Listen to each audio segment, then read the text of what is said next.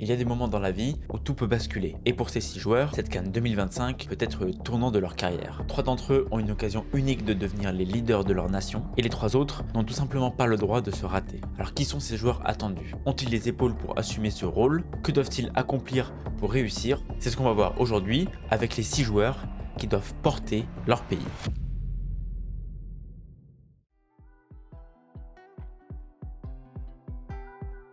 Yann Diomandé peut-il incarner la relève des champions d'Afrique? Il n'a que 19 ans, mais il est en train de réaliser un début de saison de feu avec 3 buts et 3 passes décisives en 12 matchs de Bundesliga avec Leipzig. En plus d'être en train d'assumer son transfert à 20 millions cet été depuis Leganés, Diomandé montre surtout qu'il n'a peur de rien et profite encore de son insouciance. Tout fraîchement appelé par Emersfaye avec les 1, il a déjà inscrit 2 buts en 4 matchs, et même si ce n'était que les Seychelles et le Kenya en face, il a une très grosse capacité d'adaptation et à être tout de suite opérationnel et décisif. Il y est virevoltant, provocateur, grosse force au démarrage. Ses accélérations dans le couloir gauche ou droit font des ravages, et je me dis qu'un peu comme Simon Adingra lors de la CAN 2023, ça peut être sa compète, c'est là où il se révèle aux yeux de l'Afrique et du monde, et venir confirmer tout le potentiel qu'on lui loue en devenant le nouveau visage de la Côte d'Ivoire. Noah Sadiki est-il le joueur incontournable qui manquait à la RDC? Arrivé cet été à Sunderland pour 12 millions et auteur d'un très bon début de saison à l'image de son équipe, promu et pourtant dans le haut de tableau de Première Ligue, Sadiki sort déjà de 2 saisons très réussies à l'Union Saint-Gilloise où il est très rapidement devenu indispensable. Et ces très bonnes performances ont logiquement débouché sur son apparition avec la RDC en septembre 2024 où Sébastien Desabre ne peut déjà plus se passer de lui. Avec un profil de récupérateur qui fait beaucoup penser à N'Golo Kanté, qui défend en avançant, et une capacité de projection et de participation au jeu qui sont très intéressantes, Sadiki pourrait être le joueur qui manquait à la RDC pour réaliser une encore plus belle CAN que celle de 2023. Et maintenant qu'il est là, les Léopards peuvent compter sur lui et lui va compter à coup sûr pour une sélection qui ne cesse de progresser depuis 2 ans.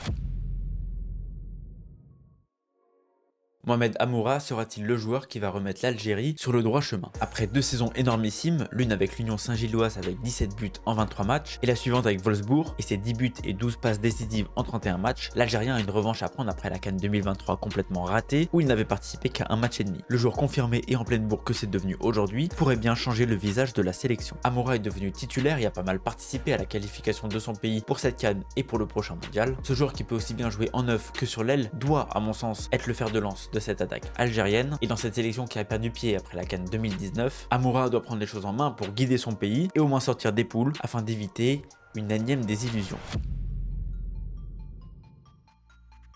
Hakimi va-t-il répondre présent pour marquer l'histoire du Maroc? Avant toute chose, évidemment que pour lui, tout est conditionné à son rétablissement, et quand bien même il participerait à la CAN, il ne serait pas du tout à 100%, même si je pense que le Maroc peut se passer de lui jusqu'au quart de finale. Dans le cas où il participerait à la compétition, on parle quand même d'une occasion en or qui n'arrive qu'une seule fois dans une carrière pour un tout petit nombre de joueurs, disputer un tournoi à la maison avec la meilleure génération de l'histoire du pays pour soulever un trophée convoité depuis presque 50 ans. Alors avec sa blessure, je ne peux le mettre qu'à la 3e place des joueurs attendus et qui doivent porter leur pays, parce qu'évidemment ça change tout, et son talent et sa détermination à participer à cette édition pour moi lui suffiront à jouer dans cette CAN, et je pense que sa présence va motiver l'effectif et que malgré son retour de blessure, Hakimi peut tout à fait apporter à l'équipe et changer le visage de sa sélection.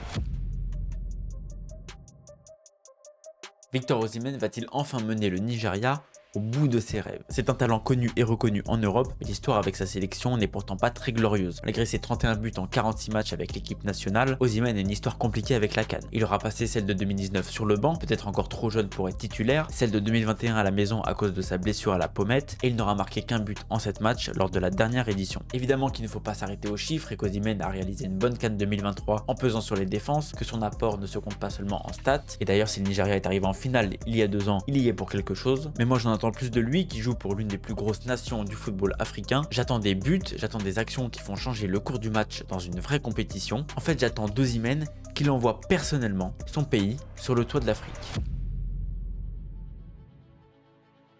Mohamed Salah va-t-il vaincre sa malédiction avec l'Égypte? Parce que oui, on est désolé pour lui, mais il est bel et bien le malchanceux éternel en sélection. Il marque mais échoue au qualif de la CAN 2013, marque 3 buts aux éliminatoires 2015 mais rate aussi la qualif, perd la finale de la CAN en 2017, arrive très diminué à la Coupe du Monde 2018 à cause de sa blessure avec Sergio Ramos, et perd la CAN 2021 au tir au but contre Sadio Mané et le Sénégal. Et malgré ses 61 buts et 34 passes décisives en 107 matchs avec les Pharaons, ce qui est tout bonnement stratosphérique, ça ne fait pas tout, et surtout tous ces malheurs alors qu'il joue pour la nation la plus titrée de l'histoire de la CAN lui rajoute encore plus de pression pour ce qui sera sûrement l'une de ses dernières chances de remporter ce trophée. Alors monsieur Salah, vous n'avez plus vraiment d'excuses. Oui, vous devez porter votre pays sur le dos, sinon la tâche sur le CV sera indélébile.